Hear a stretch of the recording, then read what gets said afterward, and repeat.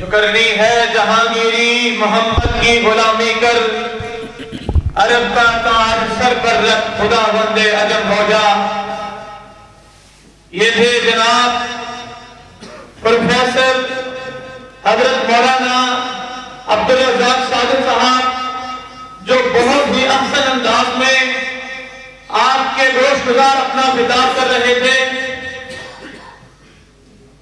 سب سے پہلے تو میں انتہائی مشکور ہوں امیر مرکزیہ ناظم مرکزیہ لاہور حضرت الشیخ حضرت مولانا بابر فاروق رحیمی صاحب کا کہ ان کی تشریف آوری نے ہماری اس محفل کو چار چاند لگائے۔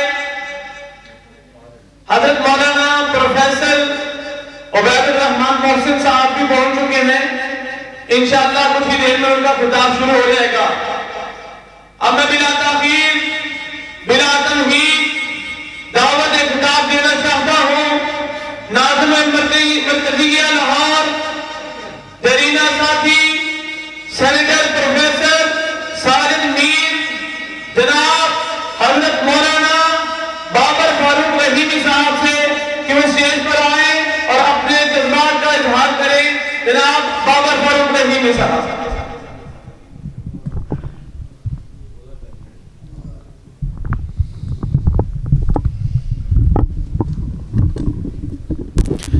تھوڑا سا ٹائم وہ بھی بیٹھ کے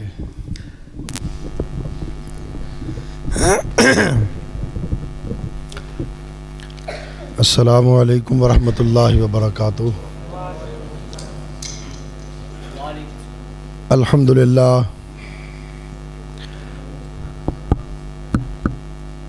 الحمدللہ رب العالمین والعاقبۃ للمتقین والصلاة والسلام على رسوله الكريم اما بعد اعوذ باللہ من الشیطان الرجیم بسم اللہ الرحمن الرحیم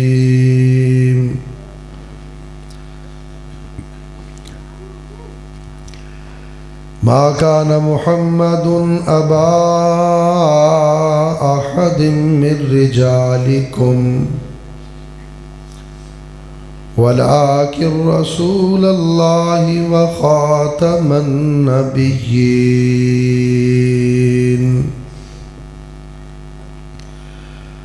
صدق الله العظيم وصدق رسوله النبي الكريم۔ ہر قسم کی حمد و ثنا، تعریفات، تسبیحات، تمجیدات، اچھے اچھے کلمات و القابات اللہ احکم الحاکمین ارحم الراحمین مالک یوم الدین کے لیے ہے، جو ساری کائنات کا اکیلا ہی پیدا کرنے والا اور اکیلا ہی اس کا نظام چلانے والا ہے۔ ہر قسم کے نفع اور نقصان کا مالک صرف اللہ ہے۔ عزت عطا کرنے والا، ذلت دینے والا، جسے چاہے تخت سے اٹھا کے تختہ دار پہ لٹکا دے، جسے چاہے تختہ دار سے اتار کے تخت پہ بٹھا دے، کوئی اس کو پوچھنے والا نہیں۔ اس کے اقتدار میں، اس کے اختیار میں کوئی اس کا شریک نہیں، کوئی اس کا ساجی، کوئی اس کا ہمسر نہیں۔ اللہ کی حمد و ثنا کے بعد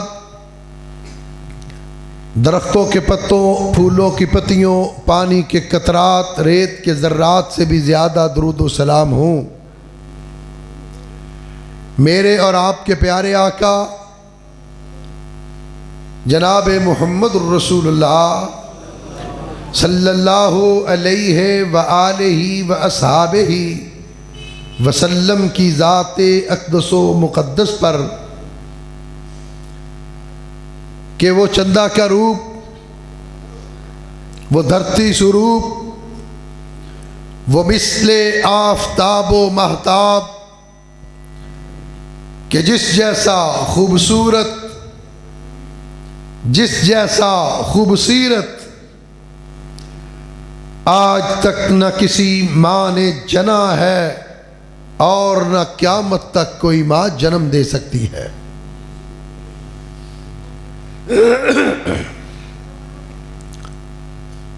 جامع مسجد القدس اہل حدیث علی پور چٹھا میں حضرت مولانا انعام اللہ ساجد صاحب اور ان کے ساتھیوں نے آج کی یہ بزم سجائی قرآن و سنت کے نام سے۔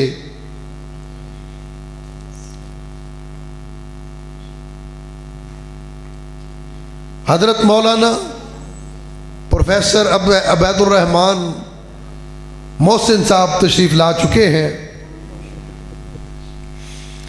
انشاءاللہ وہ تھوڑی ہی دیر کے بعد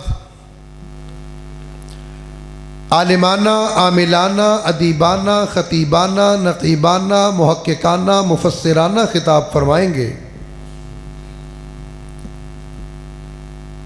میں ان سے پہلے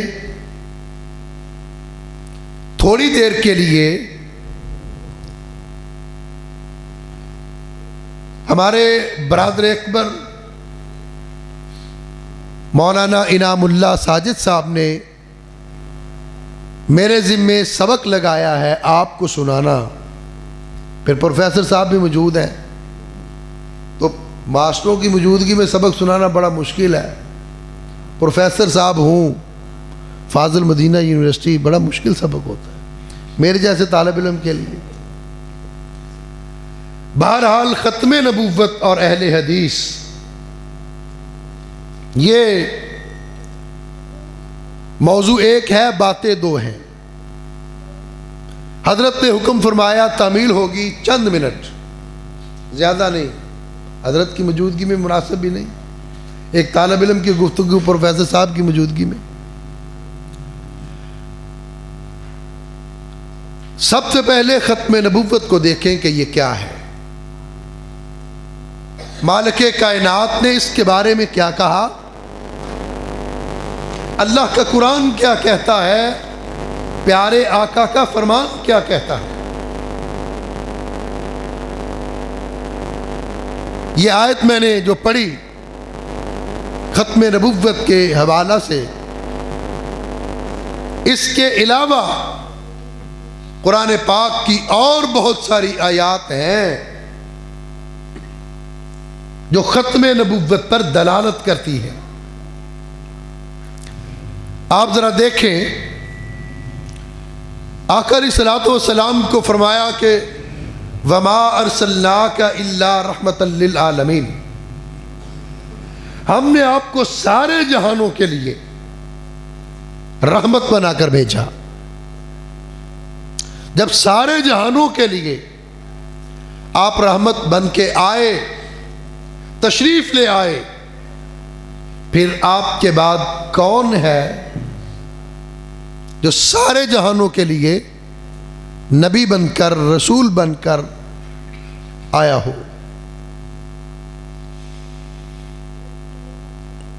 پہلے جتنے بھی انبیاء آئے، رسول، پیغمبر، کوئی علاقے کے لیے، کوئی بستی کے لیے، میرے اور آپ کے پیارے آقا جناب محمد الرسول اللہ صلی اللہ علیہ وسلم تشریف لائے۔ رب ذوالجلال نے فرمایا قل یا ایھا الناس انی رسول اللہ الیکم جمیعا، میرے محبوب آپ اعلان کر دیجئے کہ آپ کسی ایک علاقے کے لیے نبی بن کر نہیں آئے، ایک بستی کے لیے نبی بن کر نہیں آئے، ایک وقت اور زمانے کے لیے نبی بن کر نہیں آئے، بلکہ آپ بتا دیجئے قل یا ایھا الناس انی رسول اللہ الیکم جمیعا، کہ میں ساری زمین کے، سارے زماں کے، سارے مکی کے، سارے مکاں کے انسانوں کے لیے نبی بن کر آیا ہوں، سب کے لیے، سارے انسانوں کے لیے۔ اب ذرا غور کرنا، سارے انسانوں کے لیے، اس کا مطلب یہ ہے کہ ہر وہ جس پہ لفظ انسان کا اطلاق ہوتا ہے اس کے نبی کون ہیں؟ محمد الرسول اللہ۔ جس پر لفظ انسان کا اطلاق ہو اس کے نبی محمد الرسول اللہ، اور جو آپ کے نبی آپ کو نبی نہیں مانتا، آپ کے بعد کسی اور نبی کو مانے، تسلیم کرے، عقیدہ رکھے، اس کا مطلب ہے کہ وہ لفظ انسانیت سے خارج ہو گیا، وہ باہر ہے۔ پھر فرمایا الیوم اکملت لکم دینکم واتممت علیکم نعمتی ورضیت لکم الاسلام دینا۔ اللہ کے ہاں ایک ہی دین ہے، اور وہ دین دین اسلام ہے۔ یہ دین اللہ نے مکمل کر دیا، الیوم اکملت لکم دینکم کہہ کے۔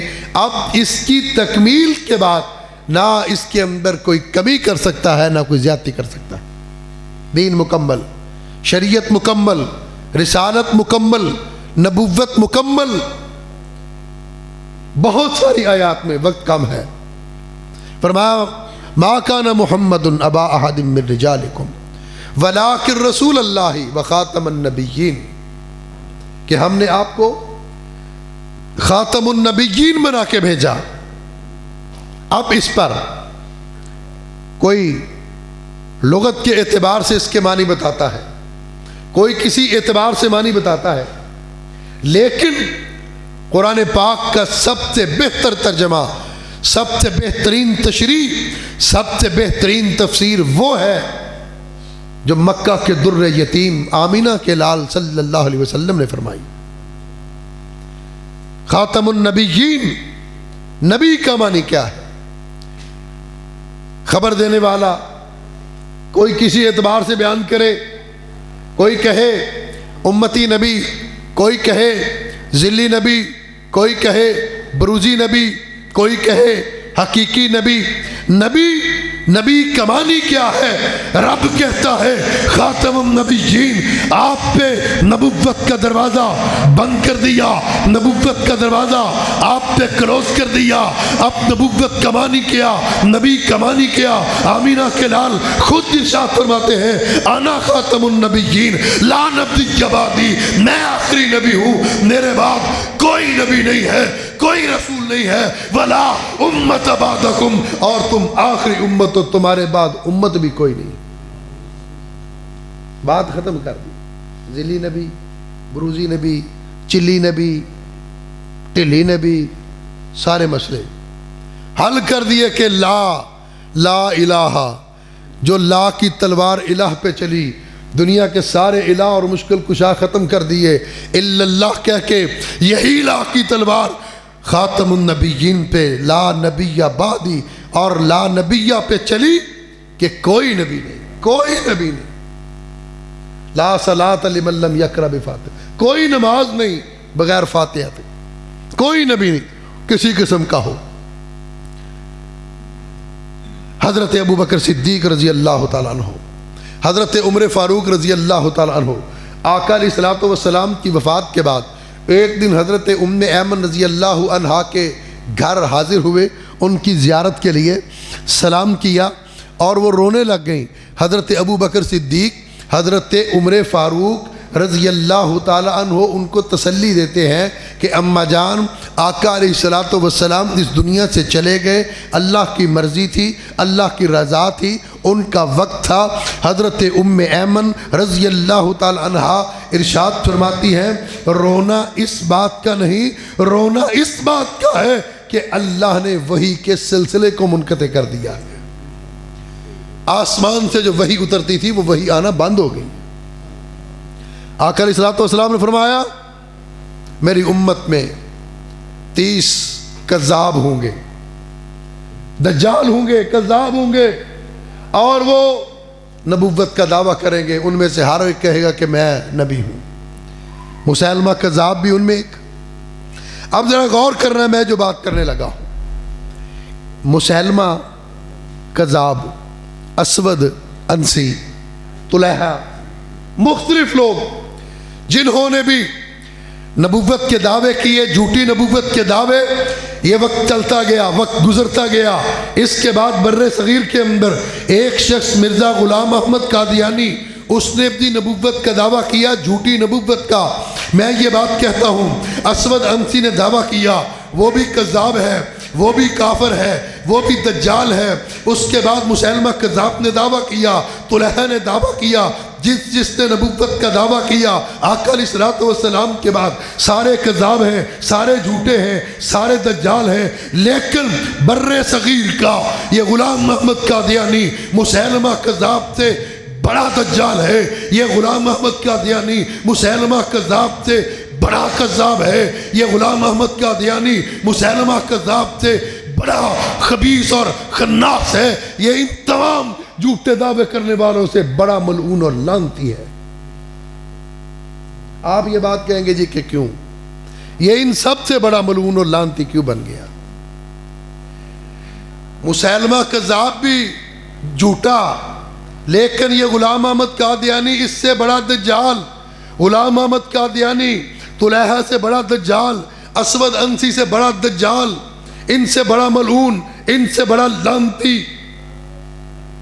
اس کی دو وجہ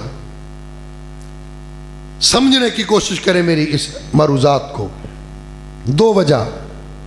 ایک یہ کہ مسیلمہ کذاب نے نبوت کا دعویٰ کیا، اس نے اپنے اوپر لعنت نہیں کی. یہ ایسا بدبخت غلام احمد قادیانی تھا جس نے اپنے اوپر خود لعنت کی. آج کوئی نہیں کہہ سکتا اس کا پیروکار کہ غلام احمد قادیانی پہ لعنت نہ بھیجو. غلام احمد قادیانی پہ لعنت بھیجنا عین ثواب ہے. وہ ملعون تھا، ملعون ہے، وہ لعنتی تھا، وہ لعنتی ہے، اس لیے کہ اس نے اپنے اوپر خود لعنتی ہونے کا فتویٰ لگایا. 1878 میں 1878 میں مولانا 1878 میں غلام احمد قادیانی نے کہا کہ جو جھوٹی نبوت کا دعویٰ کرے وہ لعنتی ہے. اس وقت تھوڑی سی ہوا چلی تھی، لوگوں کو شک پڑا کہ آگے جا کر یہ کچھ کرے گا. اس نے خود لکھا جو جھوٹی نبوت کا دعویٰ کرے وہ لعنتی ہے. یہ غلام احمد قادیانی نے لکھا 1878 میں، اور 1891 میں اس نے نبوت کا دعویٰ کر دیا.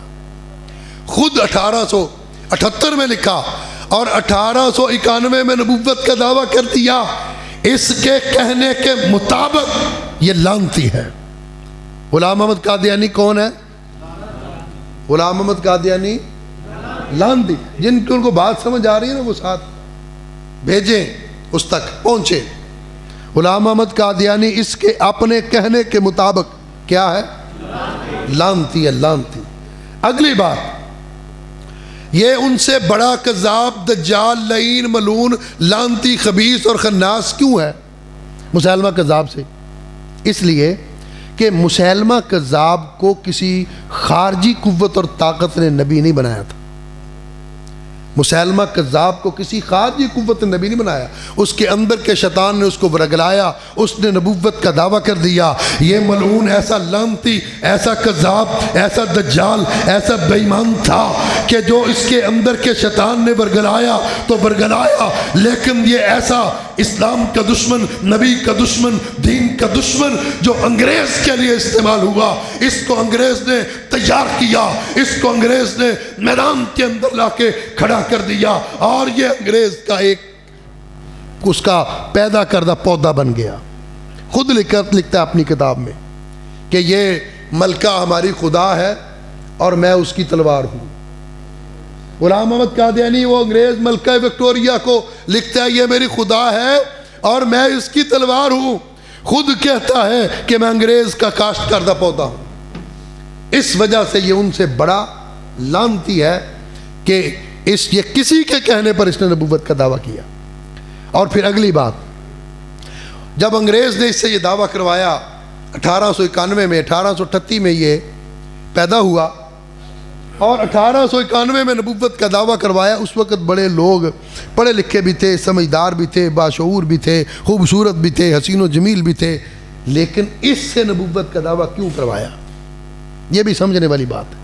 بڑے بڑے علماء موجود تھے، کسی کو بھی حکومت اس وقت کی آشیرواد دیتی تو کئی تھے جو میدان میں آ سکتے تھے، ڈالروں کے لیے، پاؤنڈ کے لیے، پیسے کے لیے۔ اس کو کیوں تیار کیا جس کو یہ نہیں پتہ چلتا واسکٹ کی ایک جیب کے اندر پیشاب کے بعد استعمال کرنے کے لیے مٹی کا ڈھیلا وٹوانی کے طور پر استعمال کرنے کے لیے رکھتا، دوسرا گڑ کھانے کا عادی تھا، گڑ کا ڈھیلا رکھتا، اس کو یہ نہیں پتہ چلتا گڑ کی جگہ پہ وہ مٹی کا ڈھیلا کھا جاتا اور مٹی کے ڈھیلے کی جگہ پہ گڑ کو استعمال کرتا۔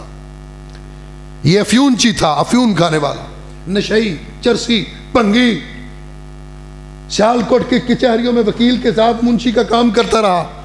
یہ غلام احمد قادیانی، مولانا انعام اللہ صاحب، اس کو کیوں تیار کیا؟ اور بھی بڑے تھے۔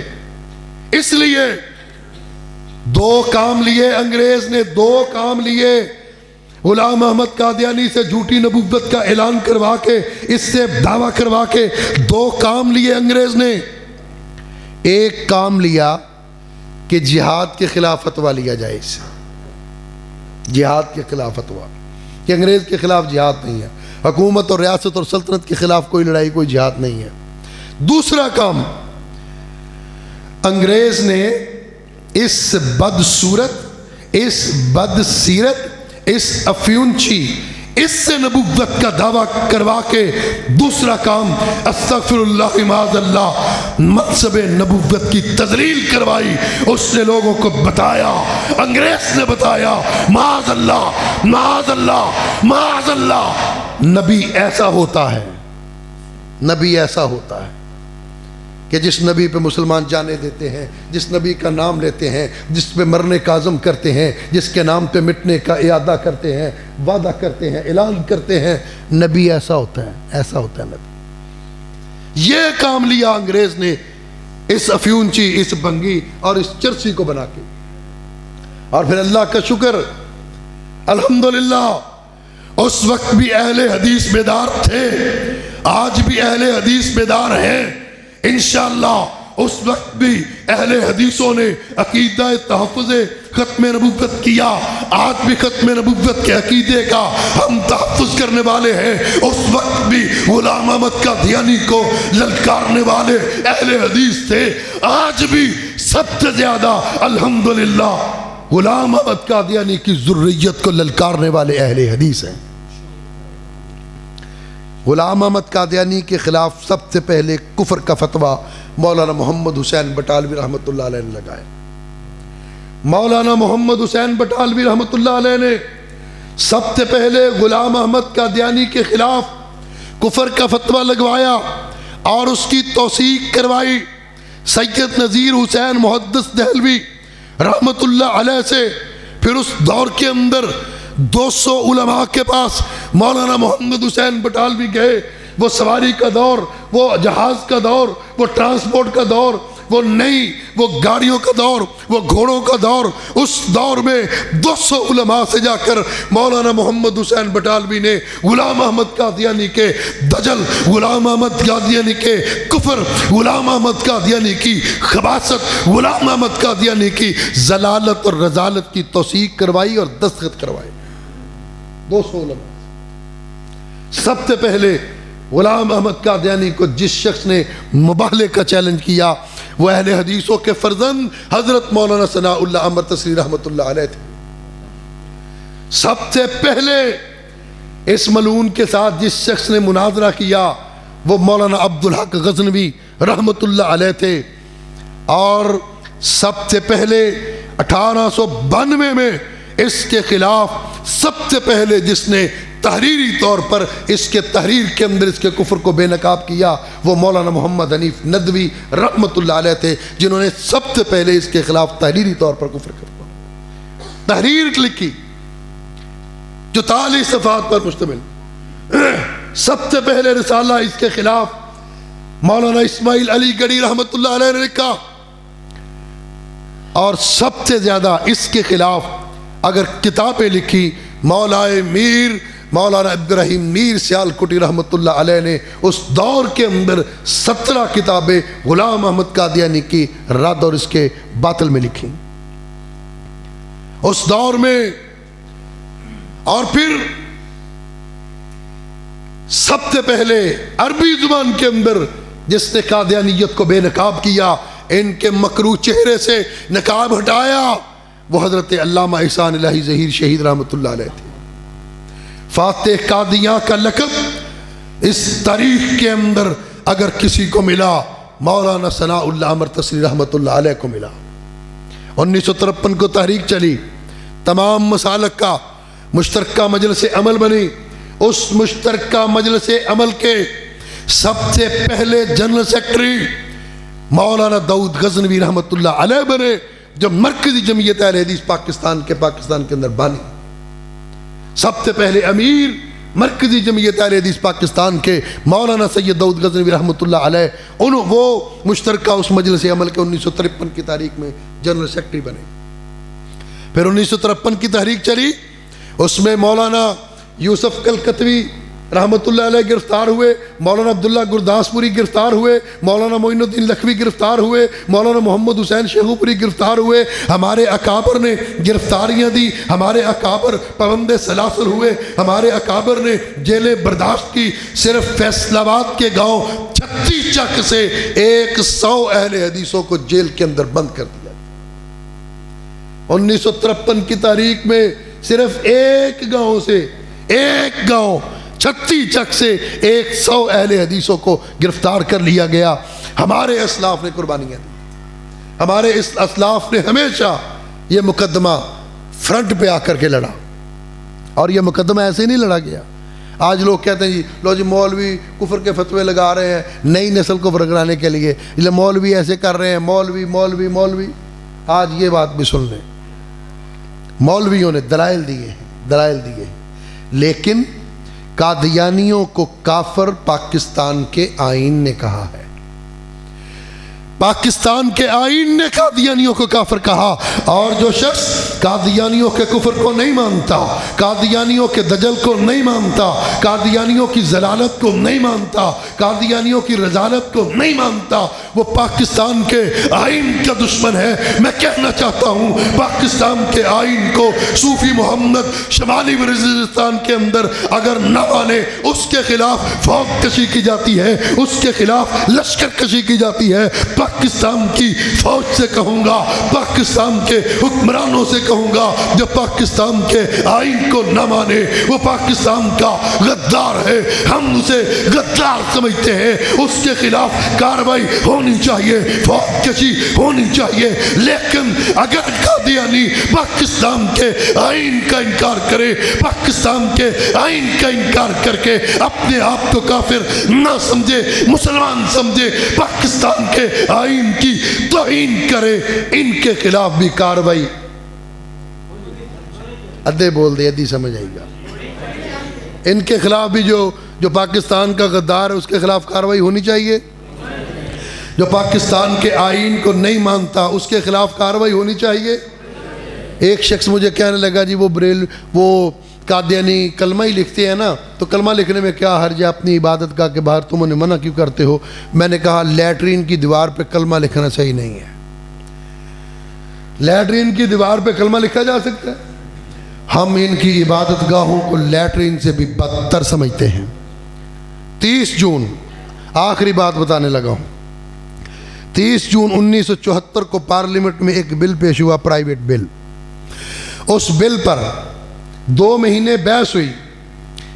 قومی اسمبلی کے 28 اجلاس ہوئے، اس کے 92 سیشن ہوئے، 92 سیشن ہوئے، اور پھر 2 ماہ مسلسل اس پارلیمنٹ کے اندر قادیانیت کے کفر پر بل پر بحث ہوئی.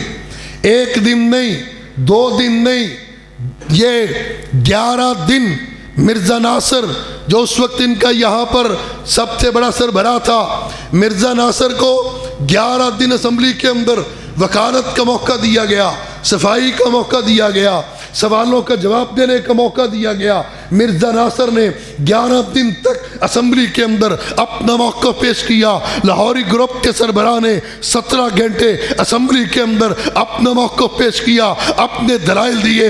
लेकिन फिर ये बहस चलते चलते जब ये 5 सितंबर की रात को पहुंची, 5 सितंबर को उस वक्त के अटार्नी जनरल याहिया बख्तियार ने, उस वक्त के अटार्नी जनरल ने इस बहस को समेटा। 6 सितंबर हुई, 6 सितंबर को वज़ीर आज़म जुल्फ़िकार अली भुट्टो ने खिताब किया और उस खिताब के बाद मुतफ़िक़ा तौर पर आइन पास हुआ। मुतफ़िक़ा तौर पर यह कानून बना कि आज के बाद कादियानी, आज के बाद कादियानी, कानून ने क्या कहा कि आज के बाद कादियानी, मुतफ़िक़ा आइन, मुतफ़िक़ा। अच्छा ज़रा ये बात एक और मैं बता दूँ, 1973 का आइन मुतफ़िक़ा आइन है, उसको कहा जाता है ये मुतफ़िक़ा आइन है। लेकिन 1973 का आइन जब पास हुआ उस वक्त एक शख्स ने, एक मेंबर असम्बली ने इसकी मुखालफत की। एक मेंबर की मुखालिफत के बावजूद 1973 के आइन को मुतफ़िक़ा आइन कहा जाता है। और 1974 6 सितंबर को जब कादियानियों के कुफर पर असम्बली ने मोहर लगाई, कादियानियों के कुफर पर पार्लियामेंट ने तौसीक की। पूरी असम्बली के अंदर एक भी शख्स, एक भी मेंबर, एक भी वोटर ऐसा नहीं था जिसने इस बिल की मुखालिफत की हो। पूरी असम्बली, वज़ीर आज़म, अपोजिशन लीडर, अटार्नी जनरल, सारे मेंबरान ने मुतफ़िक़ा तौर पर बिल पास किया कि आज के बाद कादियानी, आज के बाद कादियानी, आज के बाद कादियानी, आज के बाद कादियानी। अद्धे सुते अद्धे जागदे, आवाज़ नहीं आई। ये आवाज़ इस्लामाबाद तक जाए। इमरान खान का परनाना मुंशी अहमद हसन, उन 313 में इसने अपनी रूहानी ख़ज़ाइन की लिस्ट लिखी। गुलाम अहमद कादियानी ने कि ये मेरे 313 साहब हैं, उनको बड़ा दर्जा और मर्तबा देता है। उन 313 साहब जो गुलाम अहमद कादियानी के, उनके अंदर इस इमरान नियाज़ी का परनाना भी शामिल है, इसका परनाना भी शामिल है। उस तक आवाज़ जाए। 6 सितंबर 1974 को पाकिस्तान का आइन पास हुआ। पार्लियामेंट ने क्या आइन पेश किया कि आज के बाद कादियानी, आज के बाद कादियानी। अच्छा ज़रा गौर करना, याहिया बख्तियार अटार्नी जनरल जिसने ये बिल, ये बहस समेटी, वो मौलवी था, किसी मदरसे का फारग था, मुझे बताएं, वो कुरान का कारी था, वो मुसल्ले का इमाम था। प्रोफेसर साहब बैठे हैं, ये तारीख भी जानते हैं, इल्म भी जानते हैं। याहिया बख्तियार एक सेकुलर आदमी था। याहिया बख्तियार सेकुलर आदमी, और उस सेकुलर आदमी ने इस बहस में हिस्सा लिया और कादियानियत के कुफर को तस्लीम किया। फिर उस वक्त का जो अपोजिशन लीडर था वो कौन था? वली खान। अपोजिशन लीडर वली खान था। अपोजिशन लीडर वली खान कोई मौलवी नहीं था, किसी मदरसे का फारग नहीं था, कोई इमाम और कारी हाफिज नहीं था, एक सेकुलर आदमी, एक लिबरल आदमी। उसके बाद वज़ीर आज़म को देखे, उस वक्त का वज़ीर आज़म भी मौलवी नहीं है, हाफिज नहीं है, कारी नहीं है, बल्कि वो भी एक सेकुलर आदमी। और पूरी असम्बली उन्होंने मुतफ़िक़ा तौर पर इस बिल को पास किया। सेकुलर वज़ीर आज़म के दौर में, सेकुलर अपोजिशन लीडर के दौर में, सेकुलर अटार्नी जनरल के दौर के अंदर कादियानियत के कुफर पर मोहर लगाई। अल्हम्दुलिल्लाह हमारे अकाबर ने उस वक्त की कुर्बानियाँ पेश की। आज भी इंशाअल्लाह मरकज़ी जमीयत अहले हदीस पाकिस्तान अपने अमीर, अपने कायद अल्लामा साजिद मीर हाफिज़हुल्लाह की क़यादत में कादियानियत के सामने पुल बांधे खड़े हैं, कादियानियत के कुफर के सामने सीना फैलाए खड़े हैं। आज भी पाकिस्तान के अंदर सबसे ज़्यादा कॉन्फ्रेंसें, सबसे ज़्यादा रैलियाँ, सबसे ज़्यादा एहतजाज, सबसे ज़्यादा मुज़ाहरे, सबसे ज़्यादा सेमिनार अगर हो रहे हैं तो इंशाअल्लाह अल्हम्दुलिल्लाह अल्लाह के फजल व करम से मरकज़ी जमीयत अहले हदीस पाकिस्तान के हो रहे हैं। ये बड़ी खुशाइंद बात है। आपने ये जज्बा पैदा किया, अपने नौजवानों में ख़त्म नबूवत का सबक सुना, अपने इन नौ नस्ल को बताया कादियानी काफिर। और एक बात रह गई, याद आ गई, बड़ी सबक की बात, सबक की बात। लोग कहते हैं कि ग़ुलाम अहमद कादियानी ने ख़त्म नबुव्वत का इनकार किया और नबुव्वत का ऐलान किया, इसलिए काफिर है। ऐसे ही है। ग़ुलाम अहमद कादियानी क्यों काफिर है? ख़त्म नबुव्वत का मुनकर है। ग़ुलाम अहमद कादियानी क्यों काफिर है? उसने नबुव्वत का ऐलान किया। मैं कहता हूँ नहीं, नहीं। ग़ुलाम अहमद कादियानी इस कायनात का ऐसा बदतरीन इंसान था, अगर वो ख़त्म नबुव्वत का इनकार ना भी करता, अगर ग़ुलाम अहमद कादियानी नबुव्वत का दावा ना भी करता, वो तब भी काफिर था, वो तब भी काफिर था। ये बहस ही नहीं है ख़त्म नबुव्वत की। ख़त्म नबुव्वत को हम कटहरे में खड़ा करते हैं।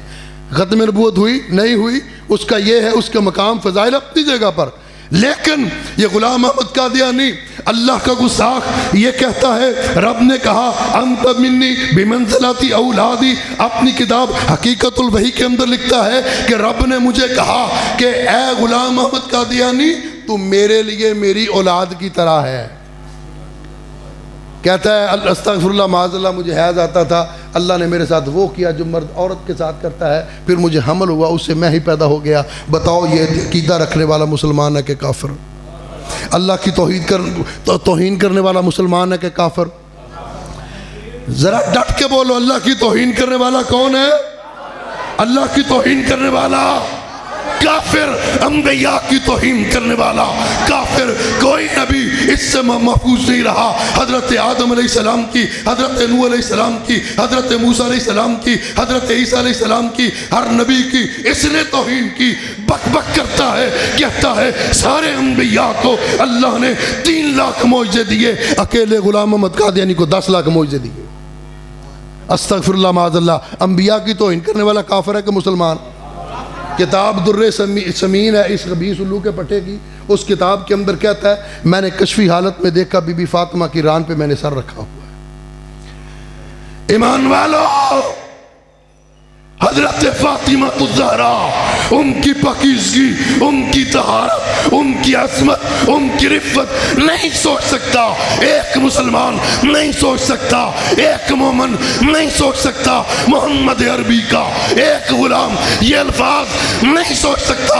ये अल्फाज, ये सोच, ये फिक्र किसी मुसलमान की नहीं बल्कि काफिर की है, काफिर की है।